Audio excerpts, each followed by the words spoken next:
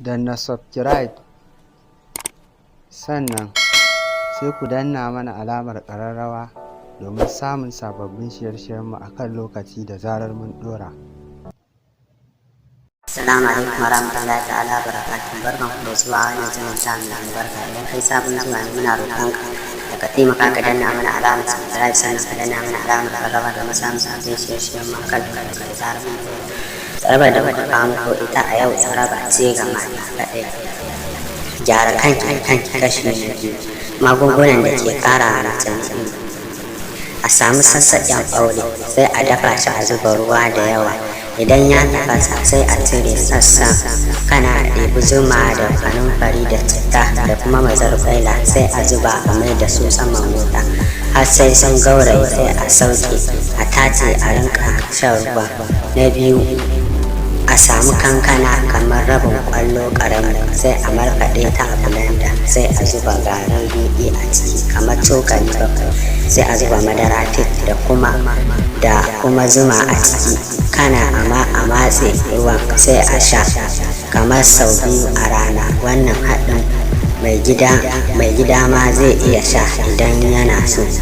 Na uku, ana dafa kanumfari. Yayin dafawar a zuba ruwa, idan ya dahu sai a sauke a tace ruwan, kana a zuba garin riɗi da nonon shanu mara tsami sai a gauraye a sanya a firiji. Idan ya yi sanyi sai ana sha.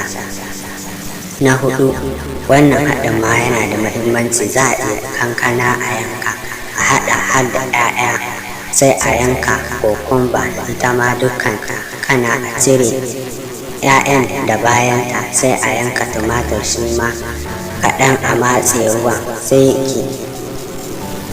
sai ki daka kanumfari ki zuba kaɗan, kana ta haɗa da dibino. Idan ya jiku sai a cire ƙwallayen, sannan a haɗe su guri ɗaya gaba ɗaya sai a zuba a cikin blender a markaɗe, a zuba mazarƙwaila ta narke a ciki sai a zuba zuma da madara ta ruwa. Za ki ringa sha safe da yamma, insha Allah za ki sha mamaki da samun biyan bukata. Na biyar, ga kuma wani haɗin mai matuƙar amfani. Za a samu kankana a gyara ta, a cire ƙwallayenta, sannan a samu dibino. Idan ya jiku a cire ƙwallayen, za a haɗa kankanan da dibinon a jiƙa su kenan, kana a yanka gwanda sai a markaɗe su duka sai a zuba zuma ana sha. Na shida, za a samu nonon rago sai a zuba garin riɗi a rinka sha. Insha Allah ruwan da ta gwada wannan haɗi za ta yi matuƙar mamaki.